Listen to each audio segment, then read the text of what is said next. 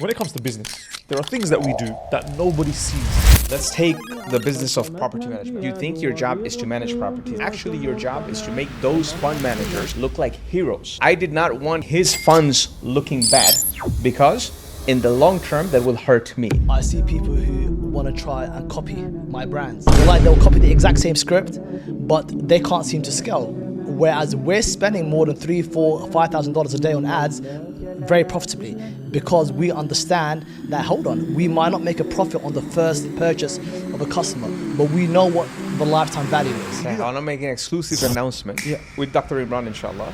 Inshallah, we're playing. Wow. And literally, I got to know him through the network. This is one of my secrets. Only my family know I do this. But, but what I'm about to say might upset a lot of you. But most of you watching this will not qualify for the opportunity that I'm about to present. And I don't say that to sound arrogant, I promise. I say this to inspire you. Over the last year, I've been working on creating one of the most influential Muslim networks in existence. I'm currently growing a network of 7 to 9 figure Muslim entrepreneurs that can support one another and help elevate each other to the next level. This is going to be something that's never been done before, and the results we've been seeing inside have been astronomical with Allah's permission. So if you fit this and you're currently a Muslim entrepreneur or investor building your empire and you're doing 7 to 9 figures per year, click the link below to learn more, inshallah ta'ala. And if not, maybe one day I can see you inside, inshallah. Alhamdulillah, wassalatu wassalamu ala rasulillah, amma ba'd. Assalamu alaikum wa rahmatullahi wa barakatuhu. Brothers and sisters, welcome back to another episode of Chai with my pipe. So Sam, when it comes to business, there are things that we do that everyone is aware of. Visible, surface level, at the top of the iceberg. Everyone can see them, sales, marketing, etc. But there are things that happen that nobody sees, that often are the difference, the catalyst between a person doing one action and being a failure, and a person doing the same action and actually being successful. What are some of these things that you've seen or you've experienced in your life that you feel like were the key things that made the difference for you? Very loaded question, mashallah. So let's take the business of property management, one of our businesses, right? Okay. We had scaled it to 450 plus units before we sold it right after COVID. So you could see many property managers managing properties, but not being able to scale further than 30 properties, 40 properties for a long period of time. One of the differences that come to my mind when we're doing property management, who are our clients? These are fund managers, right? So they are buying up properties and they are giving those properties to us to manage. But they're asset managers, they're fund managers. So one of the particular fund managers who were our client, in 2 quarters in a row, they could not meet their client's target return on the rental income and everything because there were some unexpected losses. Tenant, went out. We had to vacate the building. So the income was not as much and there were many losses that they had to, for the repairs and everything, right? So at that time when they were not able to meet their target, we volunteered. And I use the volunteer word carefully because in business, everything is business, right? But basically I went out to them and told them, look, whatever the losses that you're facing, their target return was like 7% for the year, okay? But they were annualized, their return was like 6.5. But when you're putting in a fund for $7-8 million, that 0.5% is a large amount. It's a large amount. I said, okay, we will, from our company, put in half of that loss up for you. Even though we did not have any upside in the profit sharing. We did not have any equity in that fund.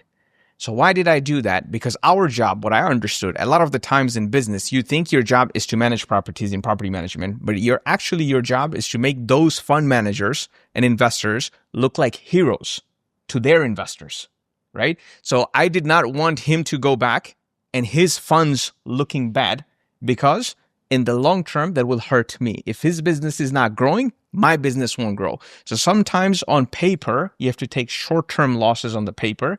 If the lifetime value of the client, you know that it's going to pay for itself. So a lot of people don't do that. They'll nickel and dime the client in the short term, but they'll lose out a lot of value in the lifetime. So what's that as a principle if we were to, for example, apply it? Yeah. As a principle would be, look at a customer's long-term value. Okay. a client's long-term value. Don't look at their transactional value. This is massive.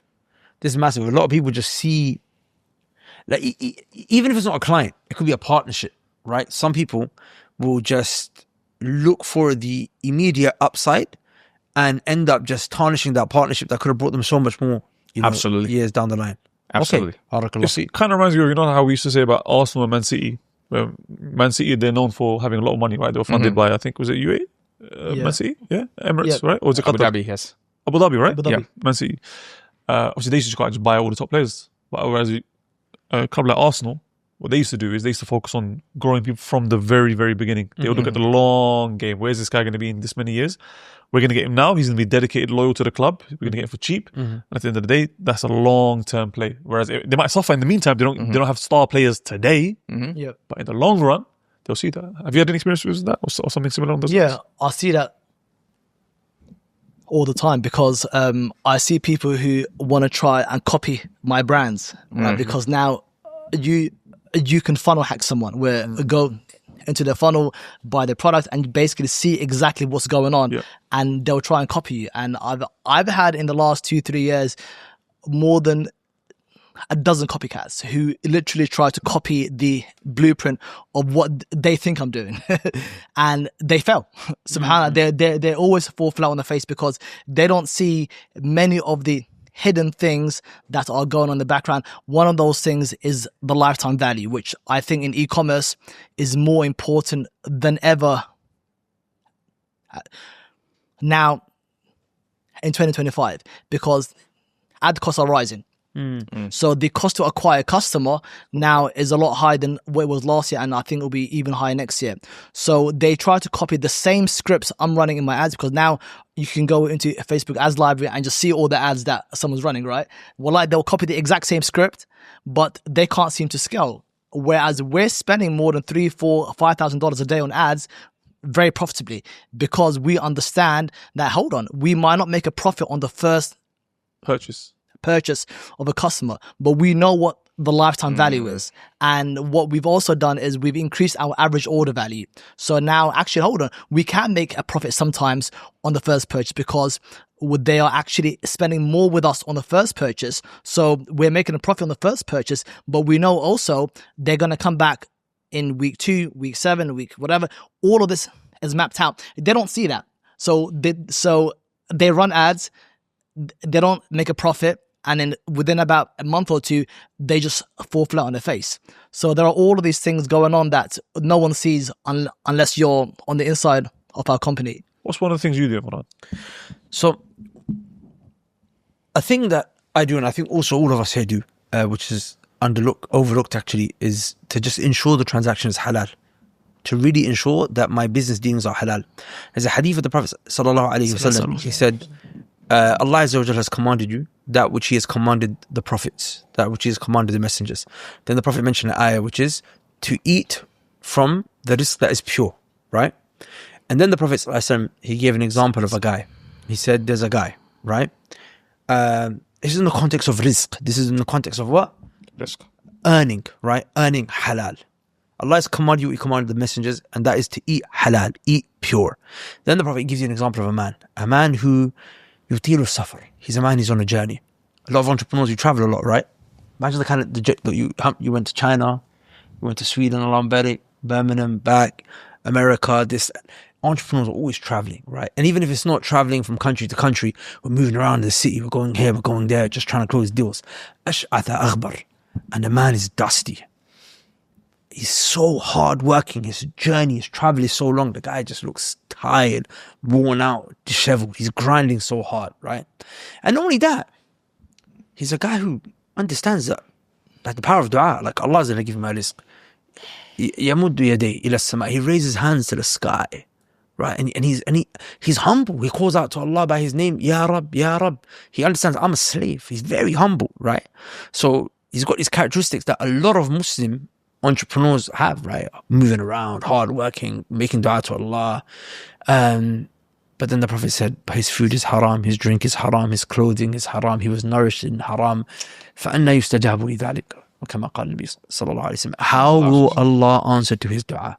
Allah will not respond to his dua. He will not get that rizq. Do you understand? So this is something that, see, people will look at the non-Muslims or the people that are sinners, that are outwardly sinning and not care. And not care about halal haram, and they will say, how is it that he's making money though? Well, you have to understand that there's something in the religion called istidraj, which is a specific punishment Allah has for those who don't even look at him. Which is that, okay, you want the dunya, I'll give it to you. I will open the doors of the dunya for you to indulge. And that's a trap for them, because they're going to become intoxicated, that then Allah is going to grab them. But then there are those that do care about Allah, right? We pray, like, it shouldn't, how many times do we hear about, and you must have seen this a lot, akhi. He prays, he's always in the masjid, but he's taking a mortgage, had him alone. He prays, he's doing this, but he's got no credit card. You know what I'm saying? Like, we see this all the time amongst practicing brothers. It's become, to the point where I was speaking to Zarir earlier, he was telling me about someone that he met, a friend of his, who's like a centi millionaire, who's got this massive thing, and he was like his response was, you know, the business he started, he needed 10 million to seed it. Allah, I don't really got it from, he's a practicing brother now. The fact that he even said that is because there's like a thing of, you could be practicing with everything else, but your money, you'll make excuses for that. Do you know what I'm saying? And here, the Prophet saying is that if your transactions is not pure, you won't get nothing. So this is something that I feel like we don't spend enough time doing, man. And if I could just give people a tip, a lot of the times we end up becoming a person who makes excuses for the haram when we got involved in it before asking. You know, now that you've made a living out of it and now you're making money from it, now you're a lot harder to it's a lot harder. terms with it. There was a particular transaction that I was going to get involved in, right? And by the way, I understand that there is a difference of opinion on the matter. With all due respect, my heart does not find peace with this view at all. It's with regards to trading stocks, right? So trading stocks that have inside of them, you're going to struggle to find stocks to trade that are 100% halal. Halal. Why? Because those companies, riba-based mortgages, 100%, right? Loans. You'll be able to explain it better than me, Sheikh, but what they do is that they will take a loan against their stocks, yep. And then they'll use that to invest as opposed to their own cash flow. Right. So to find a company that's not doing that, it's like considered like, you know, that's the whole point of going public, to do that for them, to be able to do that. Exactly. And that's how they're going to scale, so on and so forth. So point being is that, you know, they've got these rules, it's got to be less than a third, and then there is a scholarly discussion around it, even though I if I'm not mistaken, the majority views, it's still haram. And I looked at this one situation, and you know, we know the individual, and it seemed like such a dream, and I was like, wait, this one? I'm actually going to study the difference of opinion. I'm not fatwa shopping, but I want to make sure that if I say no, I actually say no upon clarity. And bro, I'm so grateful to Allah Azza wa Jal that Allah turned that away from my heart, because even some people after that, they kind of struggled, you know, after they got involved. They're struggling, Sheikh. Say that again? Without mentioning the names, they're still struggling. That's what I'm saying. So point being is that I'm hoping, you could struggle regardless, but I'm hoping that perhaps Allah saved us from, and then we got another opportunity like 2-3 weeks, right? Which we're working on together, and like literally just round the corner, like I gave another opportunity. Like Allah will always give you something better if you leave something for His sake. Yes. So I feel like that's something behind the scenes that we should focus on. Since we started making content for righteous and rich entrepreneurs, I've gotten so many messages from brothers who've been inspired and want help making money online. They're hungry for financial freedom so they can seek knowledge, do hijrah, and live life on their terms with Allah's permission. But here's the truth. I can't help you. I personally only work with 7 to 9 figure entrepreneurs. With that said, there is one brother that I trust more than anyone else that helps beginners start their online businesses with Allah's permission. In fact, I've sent him dozens of brothers already, and time again, he's helped them make consistent money online. Look, I have a lot to lose by putting my name behind someone I don't have full confidence in, but this brother, I've vetted him and his team and his method. I trust him with Allah's permission. Which is why I'm ready to risk my 10-year plus reputation on telling you this brother, he will help you make money online, inshallah ta'ala. So if you're interested, go to the link below and you can apply for his mentorship. With that said, let's get back into the discussion. Yeah, look, because obviously I know this isn't meant to be like a religious, spiritual episode, so I don't want to turn it into that. Yeah. But one thing that definitely comes to my mind is, you know, there's so many things that have been explicitly mentioned in the religion that if you do these, they will increase your risk. Like you will actually get more risk if you do these things. So if you've got 2 people and they're both doing the exact same business, and one person is doing these things and another person isn't, there's going to be a world of difference between the results that they get. From them, you've got, for example, keeping family ties. Yeah. The Prophet sallallahu alaihi wasallam clearly mentioned that the one who wants to increase his to the nearest effect, correct me if I'm wrong, he should maintain his family ties. And I think a couple of other things were mentioned as well Hajj. in that same hadith. Oh, not. I don't know if it's the same hadith. I think a couple of things were mentioned in that same hadith. Yeah. But my point is, because even recently, like for example, I was in the UK, right, and I was visiting family, and had a family wedding, and then there's some family in Preston, right, that I'm quite close with over the years. But obviously, as you get busy, your own lives, your own families, you drift apart. But I thought, what, I want to make that journey, right? I was meant to borrow a car from a friend. It didn't work out. Qadarullah. I ended up renting a car. And at the time, I was thinking, what should I cancel? Because it's going to be long. We're spending hundreds of pounds renting a car, whatnot. I thought, what? If I spend this money to rent this car purely for the sake of Allah, to keep family ties, meet these family members. One of them is my dad's mum's sister. So she's basically like my grandma, like my daddy, right? And this will 100% come back to me. 100%, without a shadow of a doubt. It doesn't even make sense in that moment to falter with that, right? You got the issue of charity doesn't decrease your wealth. As a business, have a portion. You decide whatever it could be. You could be funding orphans. It could be, students of knowledge. It could just be feeding food to the hungry. Just have that as your portion. Every time you leave the masjid, you sent me a video about this in the morning, right? The dua that you read when you leave the masjid, you say, Allahumma inni as'aluka min fadlik. It's like five words, 6 words, 5 words, 4 words. Whatever. It's so short. It's like 6. It's so short. It's not like, sometimes, when I get in the car, and it's funny because it happened in Preston. As I was leaving for Preston, I was reading the dua, right? And I was getting my son to repeat after me.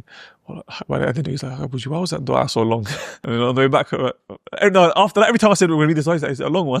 He would ask a question. And this one's a short one, bro. Every time you step in, step out. And wallah, I've seen it so many times in my life. Sometimes it's there and then. I'll step out and I'll meet a brother and just get talking with him, and the value that you get from it is there's barakah, immediate. Yeah, of course. So there's many things like this, and I think that we should strive to learn what these things are, the best times for making dua, and use these opportunities. But like I said, this isn't. Can I mention a quick one on this one, Sheikh? On this point, on the charity point. Go for it. So subhanAllah, this was inspired from my brother, and because charity, and also we know we have to give from something we love. We love, absolutely. So how do you in this world? Because if you have abundance, if you have surplus, it's surplus, right? So how do you love it so much like it stings before giving it? Because you're supposed to give from what you love. It's not like we're giving away possessions back in the days, you'd give away possessions. People need it. Exactly. Now you just transfer the funds, wire transfer, whatever. So it was inspired from another brother I was listening to, man. An idea came to me yesterday. SubhanAllah, I saw the effect of it immediately, even today. I'll tell you, brothers. So yesterday, what I was thinking that, and we're all guilty of it, traveling business class, right? So either we pay, however, we're traveling business class because we're always traveling. I'm sure Brother Jamal, we're always traveling. We like to travel nice. I was thinking, man, how about, and it's always 3 to 4 times more than the economy usually, right? So let's say it's $1,000 going to the US, and it's a very excruciating bad flight. Going to Detroit is 17, 18 hours, man. And, subhanAllah, we travel business, right? I decided next time, and not only the US, any travels, I'll try my best to do it economy, right? So I saved the 3 to 4 times because this is something I love. I'm giving up, and that money, that difference, immediately I'll give in charity. Wow. That difference. This is gonna be actually from something I'm gonna be in pain for 17, 18 hours. Bro, I made that niyyah yesterday, and today I'm going through my emails. I see today morning somebody sent an email to our legal team. I'm copied. I'm just going through the emails. He sent his passport to invest, but we've been talking to him for a month and a half. And then he started ghosting our team for 4 weeks. Out of nowhere, he just sends the passport. I'm ready. Send me the contract. Here's my passport. SubhanAllah. I was like, it has to be that. Because Allah is the changer of the hearts. And only Allah changes hearts. So many times I meet investors from, we were neighbors in Michigan, but now we're meeting in Dubai. He never knew me. We're neighbors in Dallas. He's in Texas. I'm there all the time for our title company business. He doesn't know me, that I existed. Now, not only he knows me, he flies down here, bro. He meets me and he invests because Allah changed his heart. Absolutely. Allah made it for him to change his heart and come here and invest. And just not to dwell on this too long, but just it would be a travesty we didn't mention. It shows the power of intention. Yeah. Right? and intention is an act of worship, even though you haven't given the money just yet. No, I haven't. Just intending it is an act of worship. So those of us who might, for example, not even have the funds to give away, just having a sincere, genuine intention could be that. If I get this wealth, I will do this. Yeah. You know But what? then you have to make sure. You know what, bro? Because I thought along your same lines, but my iman is not as high as yours. Because what I no, because I thought, whenever I do something that's considered luxury or extravagant, I'm going to do it anyway. But whatever, I'll give an equal amount. Exactly, because I still want to do it. That's also great, man. That's great. I'll give charity from business class. And all of that is good. All of that is Jade. Allah Barik. Barakallah for sharing that. Do you read a lot of books, Jamal? I do. Do you feel like that gives you an edge over your competition? That's my entire edge. Literally. mashallah. Like, obviously, or anything I might have achieved is with the tawfiq of Allah, but your ceiling is capped by your reading. Your ceiling is capped by your reading. Yes, exactly. Anything like just all of the different kind of, well, not just reading, but you have to apply that thing that you've read as quickly as possible.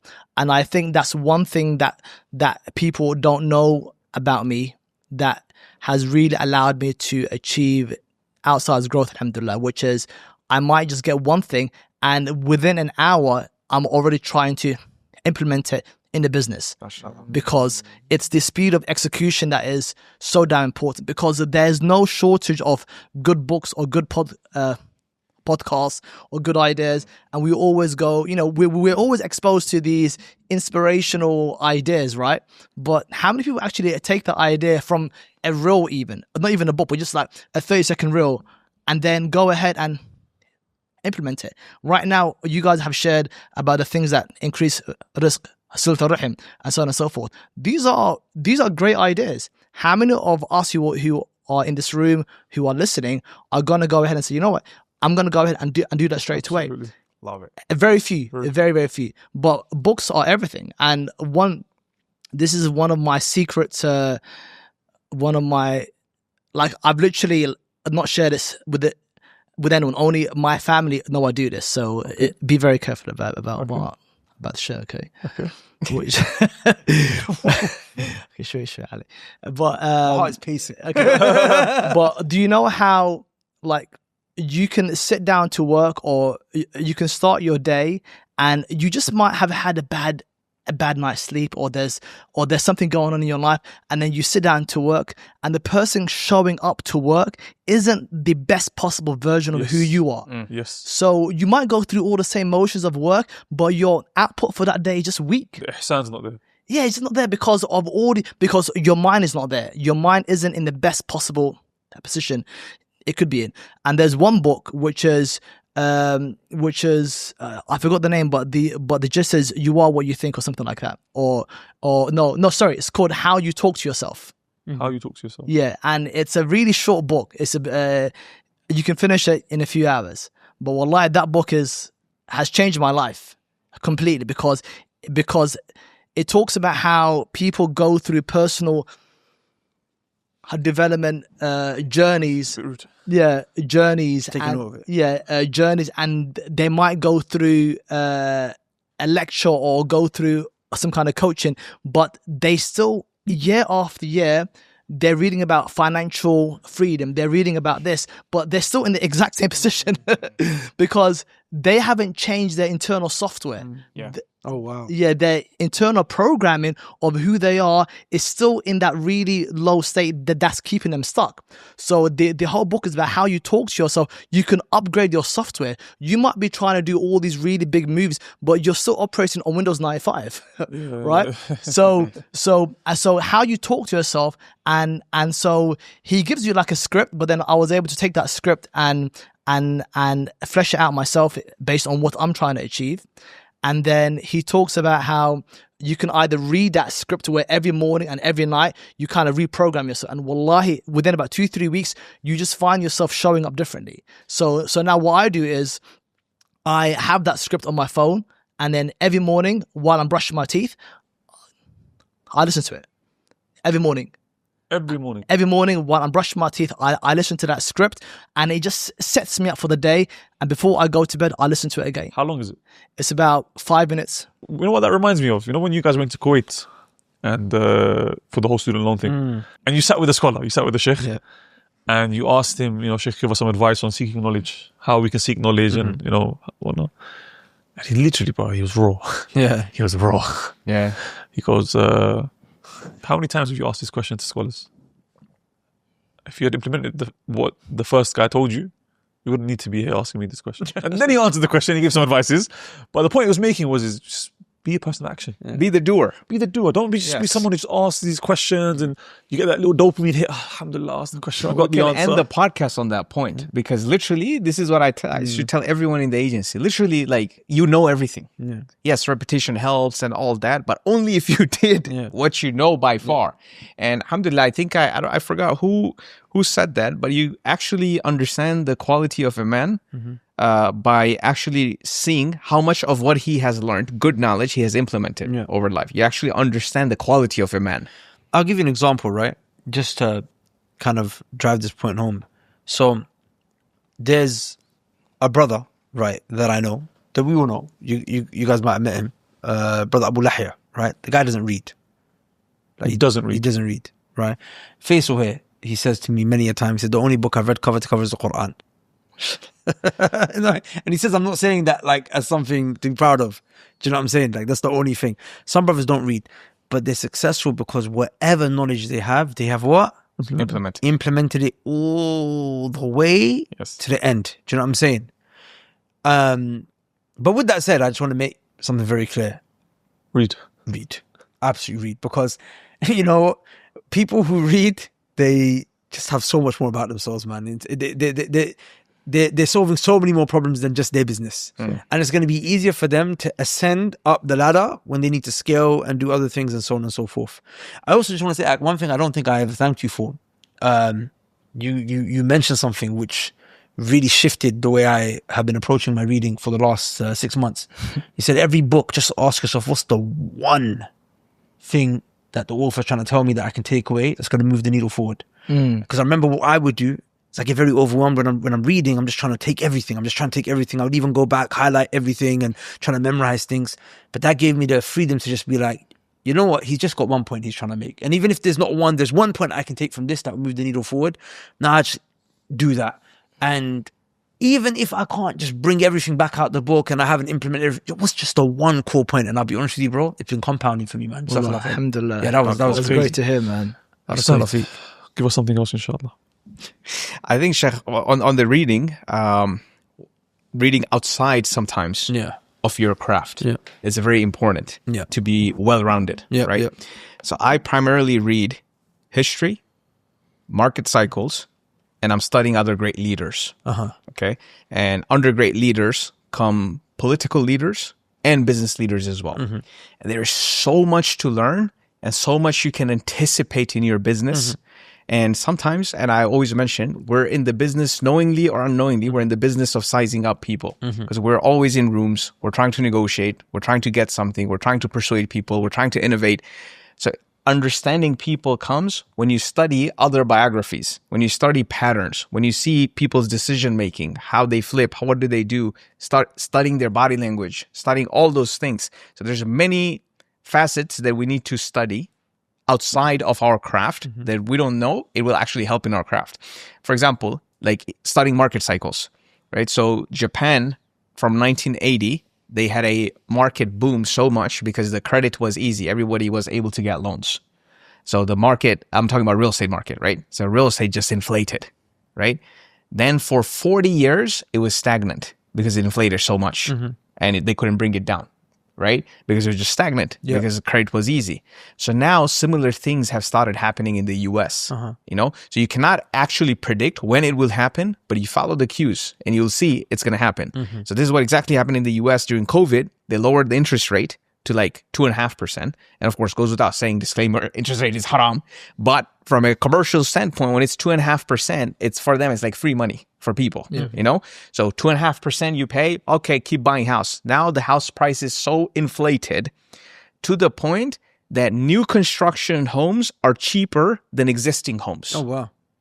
Can you That's understand? crazy. Can you believe that? That's crazy. That's when you know. It's the opposite, right? It's The usually, newer of the course, home, yeah, the yeah. higher the price. It's like used car is more expensive than new 100%. cars. How does that make sense? So that's when you know the product is in trouble. So why is that happening? Of course, there's so much inventory in the market, and existing homeowners, they're sticking to their price. They're not selling it because they're locked in at 2.5% interest rate, 3% interest rate. So they're like, well, okay, if I can't sell for the amount I want, I won't sell because my house is so cheap.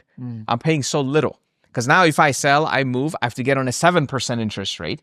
My payment's gonna 2.5x, 2.5x literally, even if I buy for the same price. And of course, the prices increase. So I'm not motivated to sell. At the same time, builders, because there's so much inventory, the builders are slashing prices, giving like so many incentives to move their houses. So like new cars, in the analogy, is basically the prices are less than older cars. And it's crazy. So what I find very interesting about that, yeah, is that when someone looks at real estate, they might, for example, read, like if he's a realtor, read Sell It Like Sirhan, for example, just to understand the sales side of things. But you've decided to master a subject that doesn't immediately come to mind, which is market cycles. Yeah. What's that for you? Because obviously your thing is e-com, Allah barik, right? But what's the thing that you study or that you read, that you research, that is that secret knowledge that aids it? I'll share mine just because with the example it might become clear, right? So for me, do you guys want to hear something depressing? I've been searching for a halal investment opportunity with high returns for over 15 years. And other than Bitcoin, regretfully, I never found anything solid. The opportunities I found always had one of three issues. It was either haram disguised as halal, or it was super risky and volatile, or it had painfully low returns. I'm talking the type where they mention you make your first million when you're 50.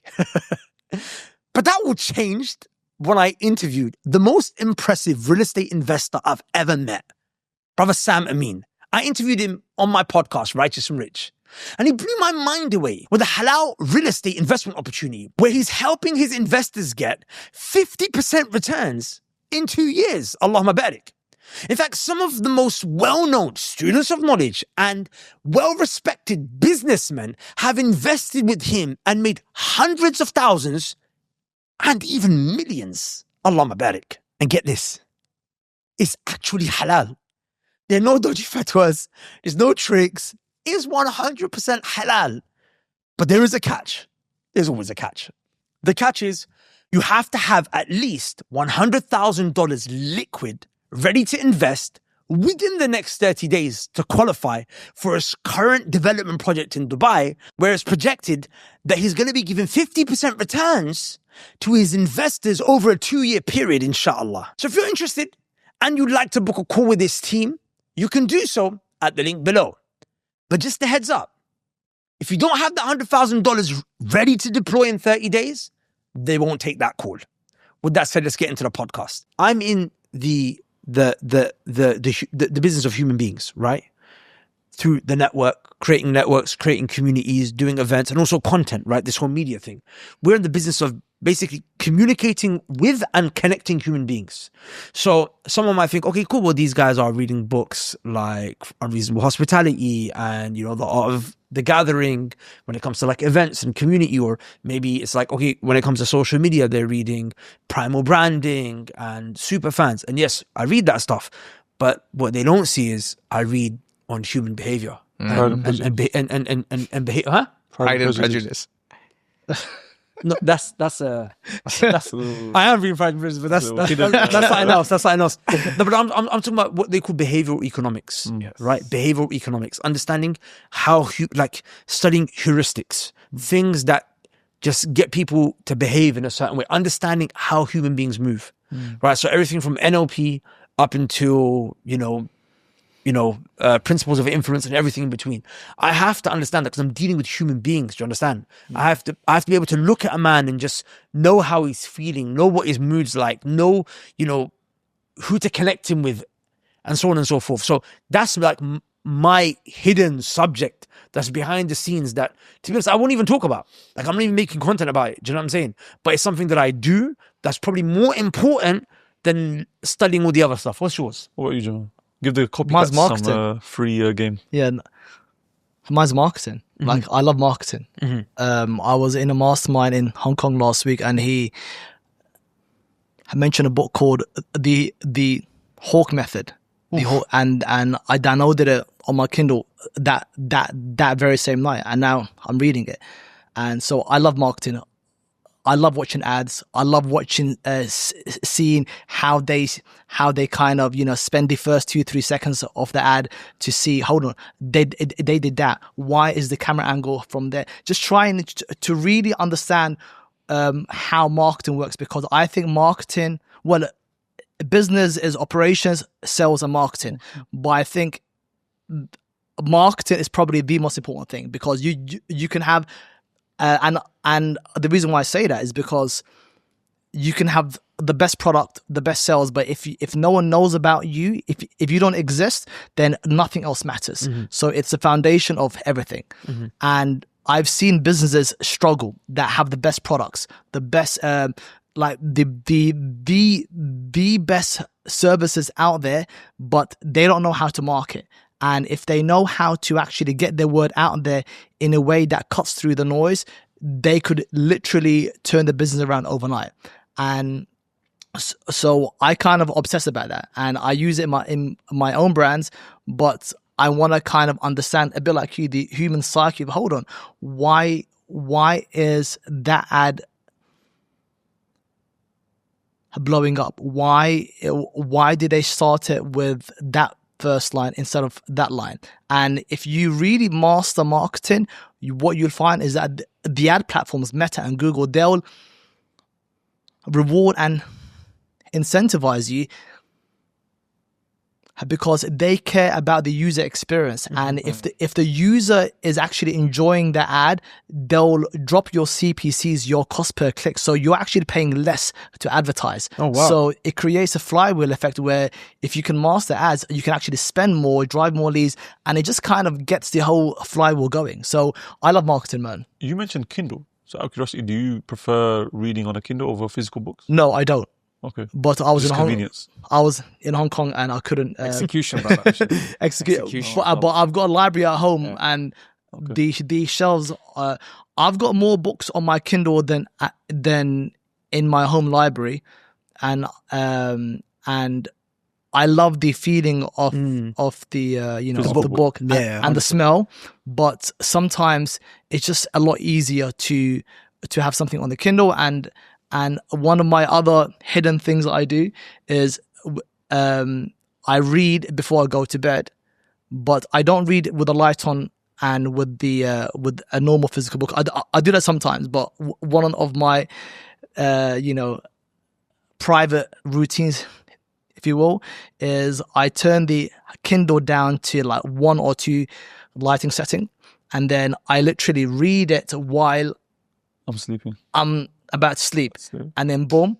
And then I did this for a while, and then I realized, hold on, Jamal, like I'm reading these business books or these other deep books, and they are the worst books to read at night. Because your mind races. Because you're like, oh damn, how can I do this? Stuck in ideas. Exactly. And then you can't sleep at night. So I went through this phase where I'm like, I'm loving his books. And then what I now do is Read Pride and Prejudice. is the book needs to kind of it needs to take you out of your reality. Take you to another world. So a good novel works well, and I think this speaks to what you were saying about reading outside of your realm or your craft domain. Yep. But one book I'm reading now, which I just love, is the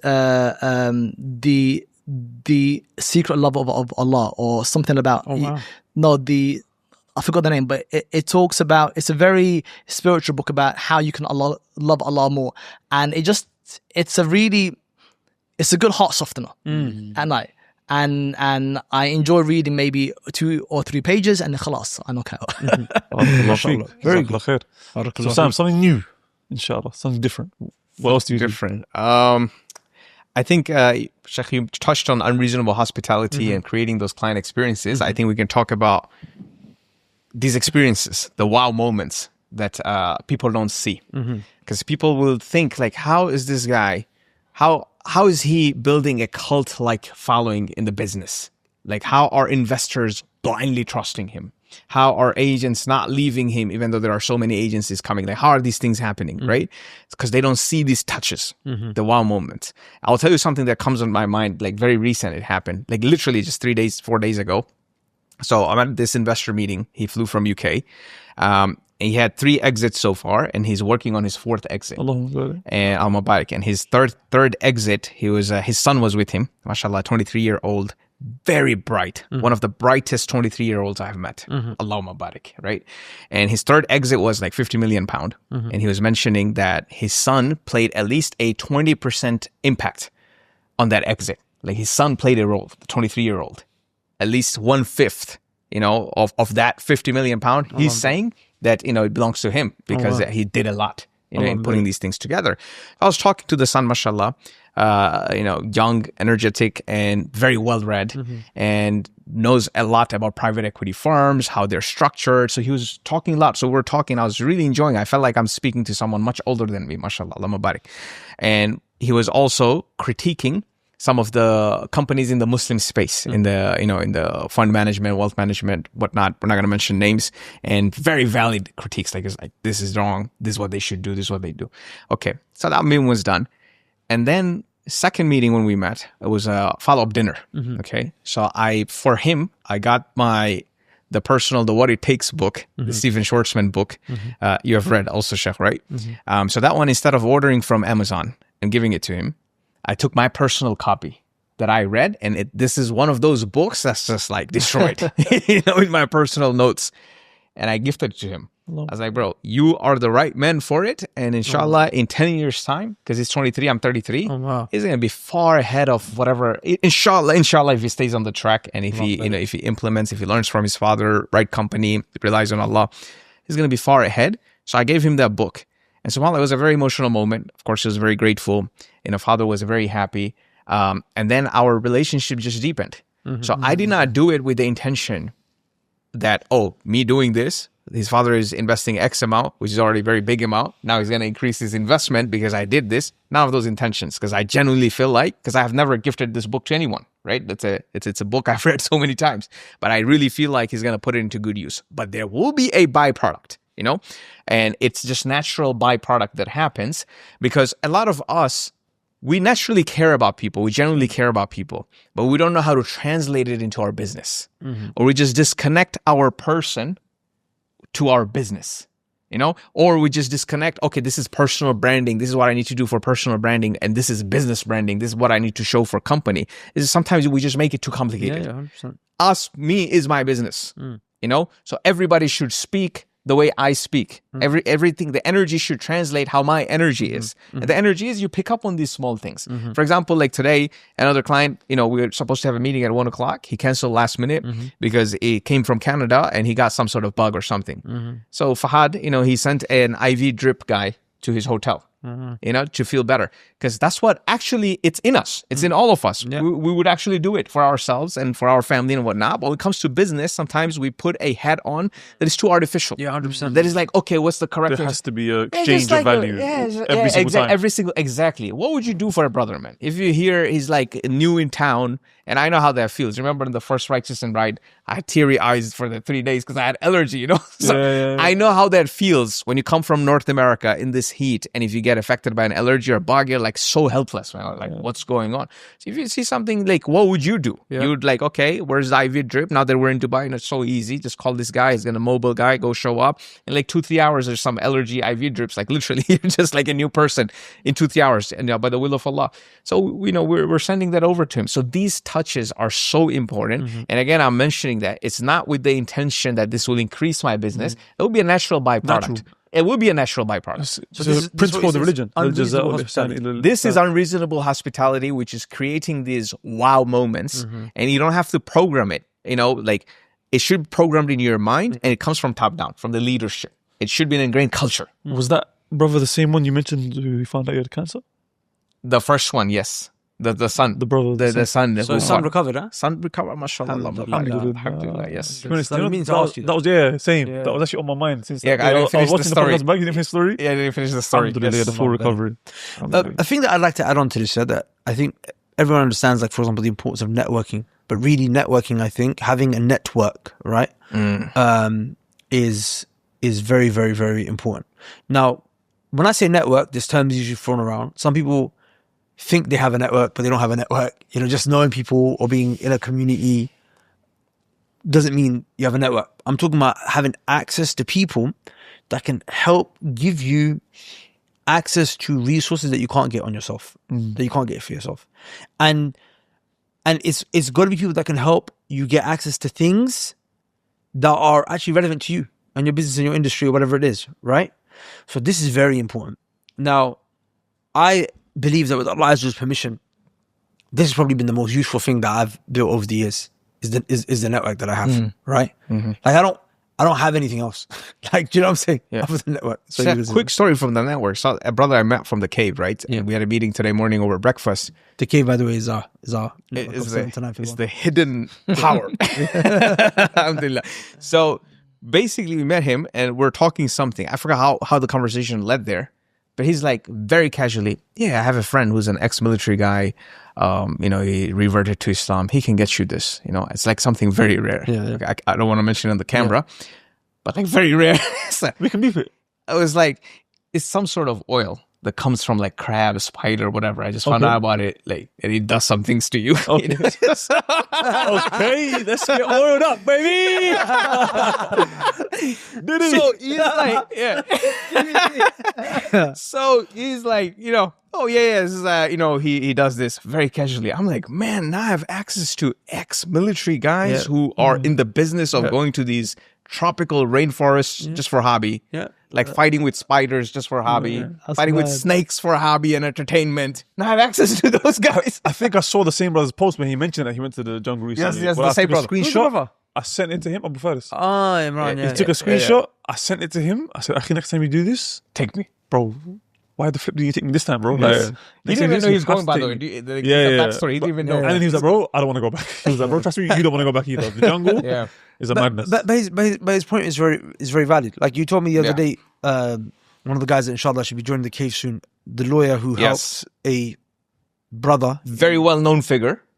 He helped him move. Sorry to cut you off, Sheikh. No. Good. So he basically helped that figure move 900 million AED to UAE, tax-free. 900 million AED, legally tax-free. Like a very famous guy that we all know. And very He's a famous brother. guy that we know is all over the news. The point is, now he was telling me things in half-an-hour meetings.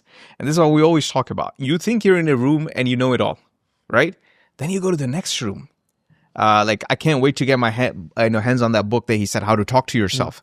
I literally can't wait because some things you learn, man. You know, I thought I knew it in that sector. I thought I knew it all. In the sector of structuring money, sending money, structuring deals, I know I don't know it all, but I thought I know enough. When I was speaking to that brother, to that gentleman, in 30 minutes, I was like, brother, you need to I need to There's retain levels. you and you need to literally coach me. I don't want to take it for free from you. Like, it has to be formal. But the point here that most people miss when it comes to building type of networks, I think everyone understands the power of a network, right? Yep. As a concept, but it's what value do you have to give, and that I think is very important. So for me, my baseline, right, that I use to build my network, like, because when I started building a network, it was off this one thing, which was having a podcast, right? People find value in you basically giving them a stage, right? And that's something that's very rare. You could have a lot of money, but if you're trying to get brand exposure, right, or you're trying to get your message out there, there's not many people that can actually help you do I that. want to make an exclusive announcement Yeah.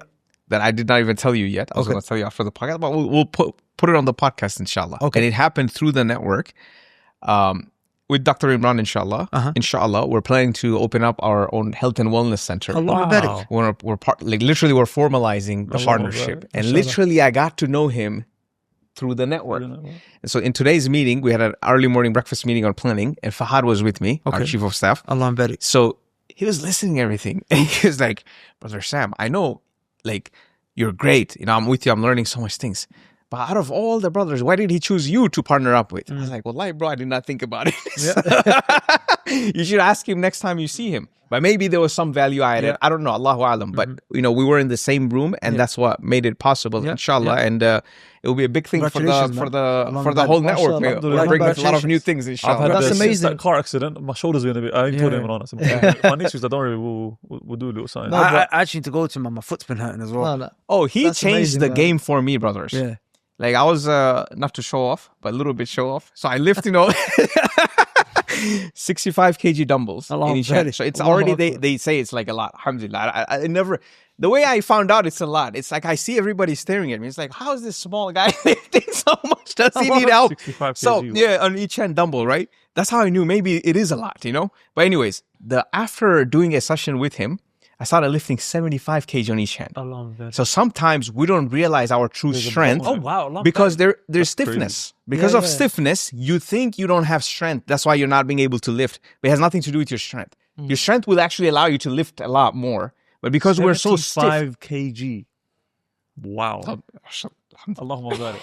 Yeah. You sure it's not pounds? 'Cause I'm not in America. Kg, bro. I recorded it and I showed it to Dr. Imran because he was like, no, bro, you're like, I was like, brother, I recorded for you. Here it is. Allahumma barik. I can barely do bloody half of that, bro. Bro, that's But I'm 20 telling kg you, brother Jamal, it will stretch. unlock for you a session with him. Yeah, will unlock yeah. so many things that you I do might not reach know out, you're bro. stiff. But listen, one thing that mashallah, it's amazing that you're doing this partnership. But one thing that jumped to mind is how your field of expertise is real estate. Yes. And I want to kind of pick your brain, like what makes you want to expand into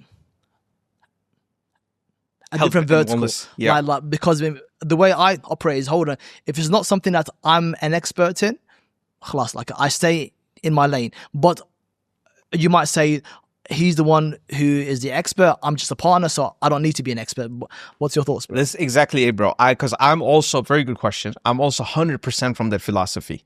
If it's going to take away from my craft, there's more opportunities I say no to, right? If it's because it's going to take away from my time, right? But this is the way we're setting it up. He's the operator. Sure. He's the expert. And we're just structuring the finance in a way where it makes sense for him. So I'm not coming in someone with a lot of time and a lot of expertise in like that a silent particular partner. field. Yeah, silent partner. Fair enough. So, but the thing is, one question that might be in the back of people's minds is, but I've done that before and it flopped and it failed, right? As in, I've been a silent partner. I've been a silent partner. I found a guy. It failed for me too, bro. It just wasn't. Yeah, because I can't be a silent partner. Yeah. Like Yeah. I'm very hands-on. Yeah. And exactly like you said, it's failed in the past, and I want to have a say in how things are done, but I don't know enough to kind of. So that's But what. what you just saying earlier to me, you mentioned about those brothers in, was it Sweden or Finland? Yeah, Sweden. And London. Yeah. And you wanted to, do something more than just teach them. Yeah, So yeah. that you're actually now going to be partnering up with them, giving them Yeah, the seeds. but in that's this in vertical. e-commerce though. Oh, sorry. Yes, That's e-commerce. absolutely. But I think the way to solve that problem is to find competent people. I think that's the key. Is that most people frame themselves as competent, but they actually aren't. Right. That's why. Maybe we should do a whole podcast on this Yeah. topic: how to assess whether someone is competent or not before getting into a partnership. Well, or that's the thing. investment Inside the or cave, something. we highly vet people, so that's why we feel more confident mess with people inside our network. Before we wrap up, I want to ask you guys the same question that we started with, but I want to flip it. Go on. What are some things that you feel you don't do that others do, that give you that extra edge, that give you that extra success? Things that you leave off actively, that you feel like other people are doing, that actually, like, you know what, guys, you shouldn't be doing that. That's a good one. So So one of them, I think, would be don't go into fields other than your vertical. Yeah, 100% agree with Okay, it too. that's one. Yeah. What else? are you familiar with this concept of signal versus noise? Signal versus noise. I believe, what's his name? Darius CEO guy. I've been about that. Yeah. So it's I actually saw it recently. so it's a concept that predates him, but basically, in principle, every single day you've got things that you need to do, right? And most of the things are noise. And then there's some things that are signal. And signal is anything, it's the most necessary thing that you need to do in the next 12 to 18 hours, right? What's that one thing? I think it says 1 to 3 things or something like that. Whatever it might be. What's that one thing or two things? Or what are the core fundamental tasks that are directly relevant and linked towards your objective, your goal, right? And so anything that you might have to do, but it's not that level of priority, is noise. It might be something that you have to do, but it's something that is noise in contrast with the actual things that you have to do. Then there's other types of noise, which is stuff that's got nothing to do with it from any way, shape, form, right? Other responsibilities that you might have to do, for example, other things. I feel like when I look at it, actually, my days, despite how productive it might seem I am, I think my attention to signal is probably less than 10%, man. And 90% of my day is noise. And that's something I really need to fix. Like I'm actually horrified at how deep that is. All of us. No, but 90%, like 90%. It's the good thing, Sheikh, you have audited it. Most of us are just living life without even auditing, without even realizing it's probably 100%. It's just like noise, you know. First step is auditing yourself. Yeah. So that's definitely something that that I need to fix. What are you, Jamal? What are you not doing that the copycats are doing? That they're flopping and you're, mashallah. This might go against what your entire mission, so please go against it. It's okay. Forgive me, bro. I forgive you. I don't network. I don't network. I know how to network, but I get invited. Just this morning, I was invited to a breakfast with these other guys who are doing big things in e-commerce. I said no, and I get invited to all these networking events, and I very rarely go. And the reason why I think this is something that I'm very big on is because there is a season in your journey as an entrepreneur where networking can be really helpful, where building those connections and or maybe your craft does need you to meet people, and I respect that. But there's a season where networking is helpful, but for the most part, as you said, it's just noise. Where you spend 2-3 hours of your day just talking to other people and making these loose connections. But what you ought to be doing is at home or on your laptop doing the things that actually move the needle. And I think people kind of avoid these signals because it's hard. It's hard to just sit yourself down, and it's not as fun as talking and networking. So, and in what I do, I don't need to network, and I don't need, alhamdulillah, I don't need to seek new opportunities. I have my opportunity right in front of me. It just needs me. But let me ask a question. Do you to have work on it? I don't know. You guys, I guess. So let me ask. So who do you go to when you need to do an exit one of your e-com businesses that you build? Yeah. I've got people that I know, as in by network, do you mean people who I know or people who I actively spend time with? So this is good. So I also don't network as a verb. Okay. The networking as a verb, I do not do.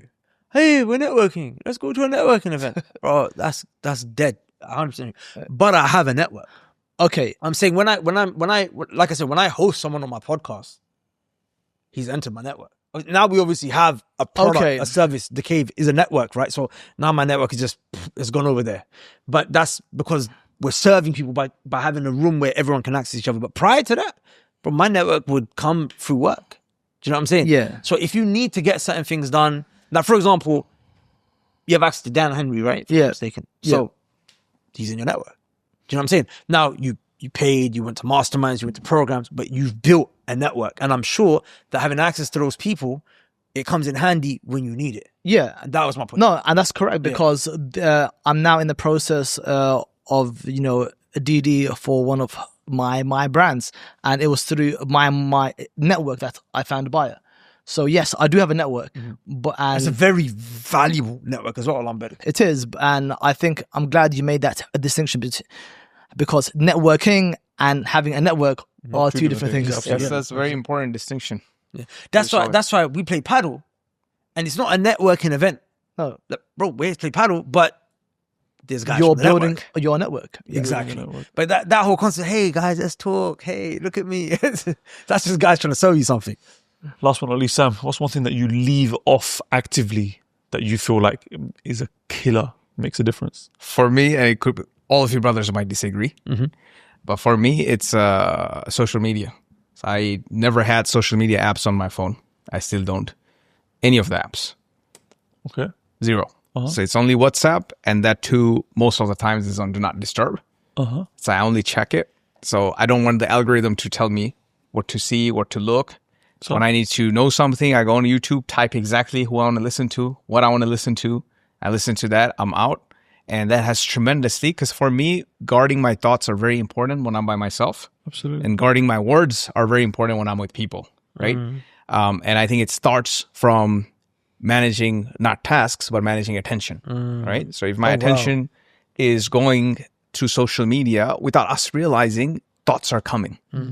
Because I want it to be not affected at all. Like I don't want to see like, oh, this guy is doing this, so let me implement. No, it's pure. It's coming from where we think, well, we should have what we should do. And when we need to study competition in the sense of business, we'll study it. But I don't want it to be thrown at me and then, oh my God, he's doing this. Oh my God, he's doing that. Let me change this. Let me change that. And for various other reasons, but basically no social media. So my mind is like always on natural steroids for that sense, because I've been like fasting from social media from 2015. I don't have social media apps on my phone. I actually agree with you. I actually completely agree with you. I myself keep all the apps deleted off my phone very rarely. If I need to check something or post something, I download it. This year in general, for example, on Instagram, I've actually been very inactive compared to previous years, and I've seen the benefits. I'll be honest with you. And I do believe if you're able to, if you've got a team or an EA or someone that can handle that stuff for you, well, it's as you said, bro. It's like fasting of brain. Or if you need it, if you're a content creator, you just have apps like systems Opal. in place. And not have apps like Opal, which will completely block the whole thing, and just have it like my Instagram will open a couple of hours in a day, and that's my time to upload. Right, that's my time to just research. Have some kind of system to restrict it, or if you want to just completely lock it off, lock it. No, but you know what it is? People, I don't think they realize just how bad all of these different vices have a grip on them, man. So you know when it becomes your standard, when it becomes your status quo to just constantly have your attention robbed from you, and you still get some work done on the side, you don't actually realize how bad it is until you actually lock it off. Going through that type of detox. I heard there is a trend, like marriages are getting destroyed because guys spend so much time in the bathroom with their phone. Shall I tell you how bad it is? Shall I tell you how bad it is? Yeah. So I was reading this book called Hooked, right? It's about how to create SaaS products that get people hooked onto your service. And he gives a case study of one of the best products that exist that has got people hooked. And it's an app called the Bible app, right? And it was just a side point he was mentioning, but it blew my mind. And he was like, people spend the majority of the time reading that app on the toilet, bro. Because they have the data in it. Do you know what I'm saying? That's how mad it is that people are reading holy scriptures. Of course. How the hell did they have the data? If you're in the toilet, They must have asked in it, like, where do you read? They must have.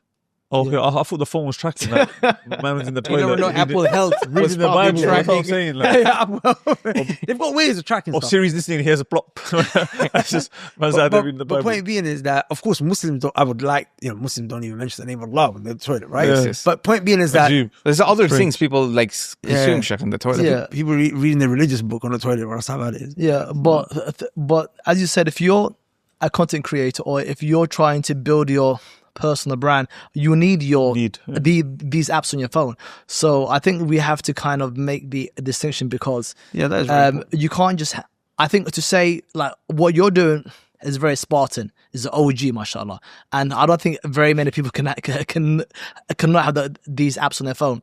But you need to have these windows where you use the apps intentionally. That's the key. You use it, don't let them get. It's like it's like putting crack in front of a nitty and saying to him, listen, just look at it, smell it, just don't touch it. No, I'll tell you something. I'll tell you something. This guy's going to inject it, bro. The Opal app solves that for you. I'll tell you something. Just have a system in place. Yeah, I think the Opal app, if it's only open for the window that Yeah. you have set aside in your calendar to actually do the social media work where you need the app. Brothers, mashallah, you brothers are so disciplined, and you still have systems like don't get used by the app, use the app, Opal, and I get used by that, man. Huh? As in the app uses me.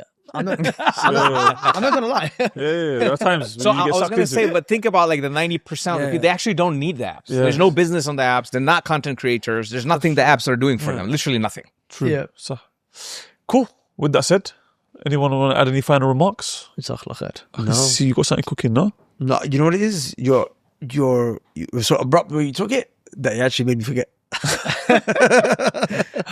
Okay, cool. On that note, subhanakallah wa bihamdik, ashhadu an la ilaha illa anta, astaghfiruka wa atubu ilaik. See you in the next episode. Assalamu alaikum wa rahmatullahi wa barakatuh. Alaikum salam. Alaikum assalam wa rahmatullahi wa barakatuh. Jazakallah khair, bro, for the opportunity. Suck a lot. How was that, man? It was a good shit. Yeah, it's fun. I think I spoke way too much. It was nice. No. It was nice.